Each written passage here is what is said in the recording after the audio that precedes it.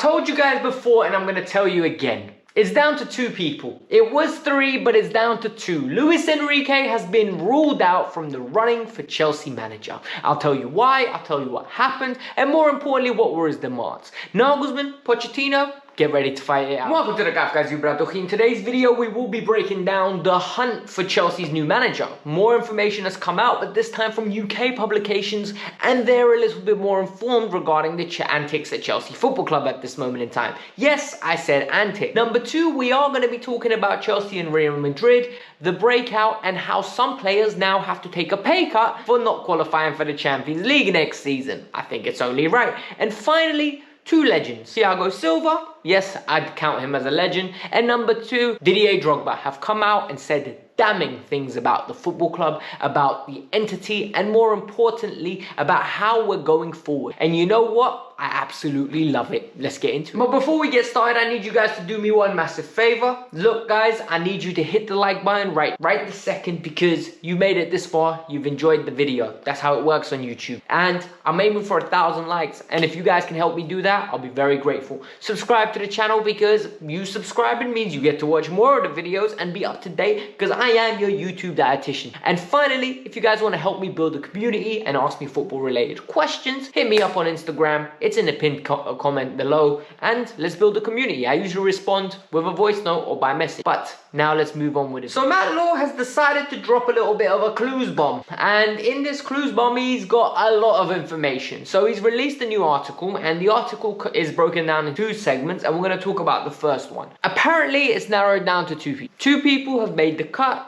and there are other people being considered, but these are the two main individuals. Julian Nagelsmann, he's got a lot of backing within the boardroom. Vivil, like I said, is his main supporter.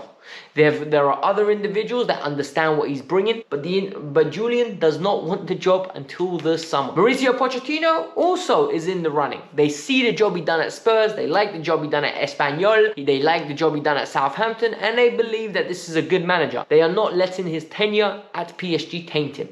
However, one manager that didn't make the run-in, Luis Enrique. And the reason Luis Enrique didn't make it is because Luis Enrique had a lot of demands. One of the demands was he was not going to get pressured into playing certain players or having individuals sign players for him. Number two, he wanted to have his own philosophy, and he was very of the Thomas Tuchel mold. That's what I'm starting to understand. That all the reports that are coming out is he's very, very headstrong of, I want full control. I'm going to tell you who we're going to sign. I'm going to tell you what we're going to do, and I'm going to tell you how we're going to play. Whilst I think I do want my manager having a little bit of control, I don't want my manager deciding which players we're going to sign and how we're going to sign them and when we're going to sign them and who needs to leave and how he needs to leave. Reason being is, what if tomorrow Barcelona come back in for him and all of a sudden he decides to up and leave, and we're stuck with a bunch of players that suit perfectly for him but don't work perfectly for the next manager coming in, because all of a sudden Chelsea want to go down a different avenue. So we need to be realistic, and we need to make sure that there's a natural transition.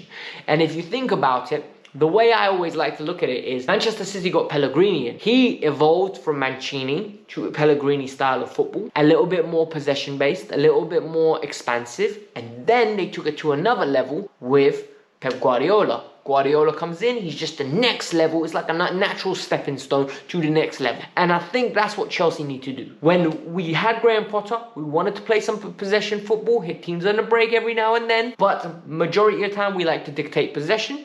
So the next manager, in my opinion, needs to be of a similar mold. Nagelsmann, Pochettino kind of fit this narrative, so it's going to be interesting what's going to happen. Now that we're out of the Champions League, a lot of us need to sit back and think about what's going on. Okay, so we're going to talk about a high level of the ramifications of us being out of the Champions League, and more importantly, us not making top 4 this year. What's going to happen?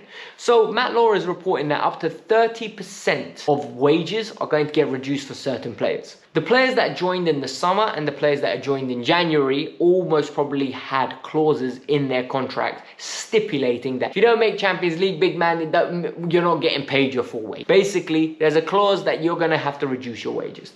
There are certain individuals that don't have this clause, and Matt Law is reporting that Kepa Arrizabalaga, N'Golo Kante on his existing deal, Mateo Kovacic, Kai Havertz, Pulisic, Ziyech, they don't have this. And if you think about it, that's the old regime. That's the contracts that were agreed under Marina and Petr Cech. That's the players that was acquired by them. So if you think about it from a logistics standpoint, evidently the new board decided to put these clauses in. Good points, good work. That's what needs to happen. If we're not going up to par in performances, you ain't getting paid the money that rewards people for being in the Champions League. So, in my opinion, the board done very well there. But now we need to talk about what a lot of people are panicking about. Look, a lot of people are getting annoyed and saying, oh, we're not going to be able to sell people, we're going to be in FFP issues.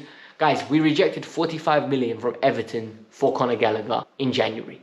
Do you really think people aren't going to come back in for Conor Gallagher? Mason Mount could be available for up to 60 or 70 million pounds. Do you really think people aren't going to want to come and buy him?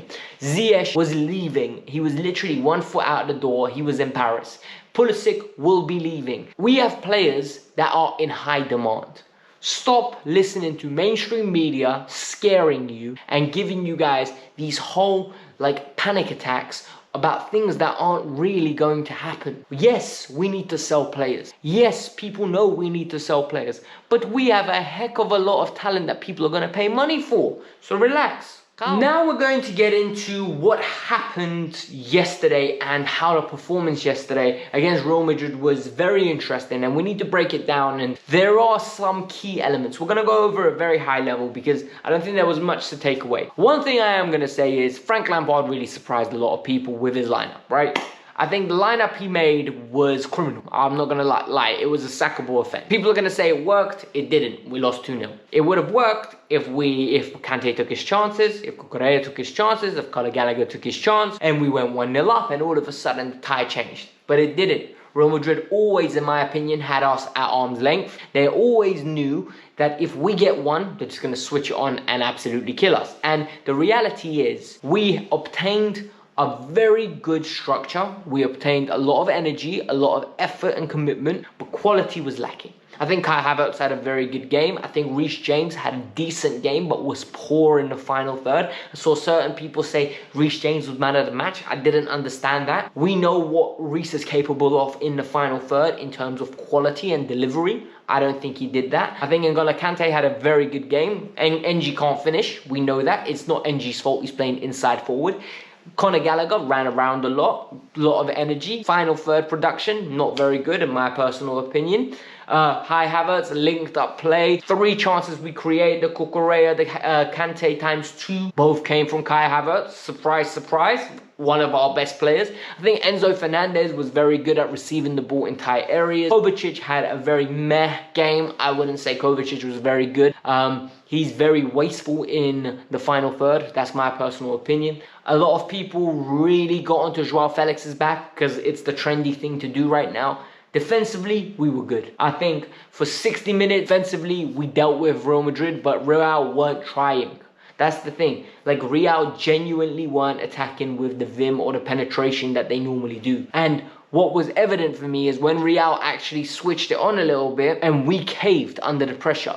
There was one where, the first goal, where Chalobah needs to run alongside Rodrigo. Just angle your run and run with him and slow him down, wait for support. Chalobah goes in, reckless, and absolutely misses the ball, misses the man and everything. Rodrigo's got all the time and space in Stamford Bridge, get his head up, come back in, literally pick our pass out, problems, and boom, 1-0, tie done, 3-0.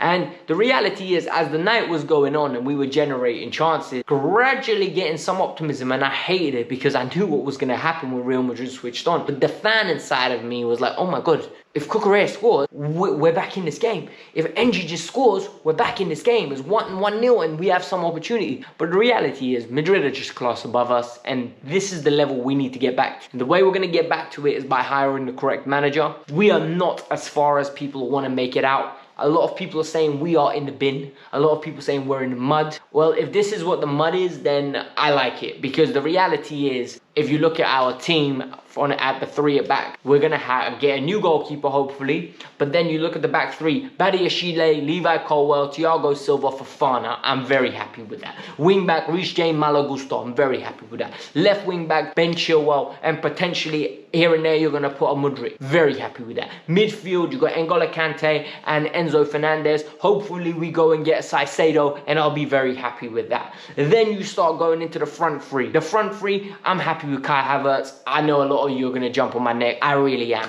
Get me a number 9. Get Kai Havertz playing off the number 9. Get Nkunku and Felix on the other side. And all of a sudden, in my opinion, you got a very good side. One game a week, we could go for the title next year. People aren't going to like it because it's not doom and gloom. But I genuinely believe with the right coach, one game a week, we can have a very good team that's going to be orchestrated in a way where we can be proud of next year. The season's going to be tough from now to the end of the season. There's going to be 7 games, right? 7 games left. I really hope Frank rotates a little bit and we get to see some of the youngsters. We get to see Carney Chukwuemeka. We get to see Noni Madueke. We get to see players that we can get an indication whether they're ready to contribute next year. But I don't want to see Hakim Ziyech. I don't want to see Christian Pulisic. I don't want to see players that aren't going to be at the club next year. It's a waste of time. It's a waste of opportunities. What was telling to me was at the end of the day, 2 Chelsea legends, and yes, I'm going to call them both legends, and a lot of you are going to disagree with me, but I think Thiago Silva is a Chelsea legend. Champions League winner, Club World Cup winner, Super Cup winner, and more importantly, the way he's integrated himself with the fan base, his family's integrated himself with the fan base, the way he talks about us. He's one of us. He's a true blue. He's a Chelsea fan through and through at this moment in time. You can see he's passionate about us. But he was very honest and open after the game. I think he was talking to Brazilian TV, and we've lost a lot this year. There was a lot of mistakes and we need to fix it. The strategy was wrong. Some of us were changing on the floor. And he was very open and transparent about how he's unhappy basically at the club. And what was really evident, he's already signed a new deal. He's going to be staying for another year with an option of another year. So the reality is, Thiago Silva really came out and spoke negatively about the employer, but in a positive manner. Like, he was like, we just need to get better. We need to learn from these mistakes. And I think this is the way we should be going. But the one that really hurt me was Didier Drogba, because Didier Drogba is the emblem of what Chelsea was under Roman Abramovich. We were tough, we were strong, we were resilient, we were productive, we were efficient, we were a machine. When things were wrong, we got up, we scruffed ourselves down, and we were ready to fight. And Didier Drogba represents everything I want Chelsea Football Club to represent. He's a leader. He's the man among men. Like, he's the one that stands out. So when he says, I don't recognize my club anymore, for me, that's damning. And it's nice to see, though, that he feels the same way I feel. Because at this moment in time, I don't recognize. Well, this club is not the club I fell in love with. This club is not acting in the way that I want my club to act. My club makes decisions, and they're calculated, and they're strategic, and they're straight away, boom, to the point. We lingered around. Oh, do we sack Potter? Do we keep Potter? Do we sack Potter? Do we keep Potter? You don't know what we're doing. Then with Tuchel, oh, we're back in Tuchel. We go all in, then you don't let him do his job. Now you bring in Frank to appease the fans. What is this? Roman never did. Roman made mistakes, but guess what? Roman was never too proud to admit that he made mistakes, because straight away, fix it. Hey, you know what? AVB, got it wrong, get out of here. Big Phil Scolari, you know what? Get it wrong, get out of here. Carlo Ancelotti, we won the league, you disappointed, get out of here.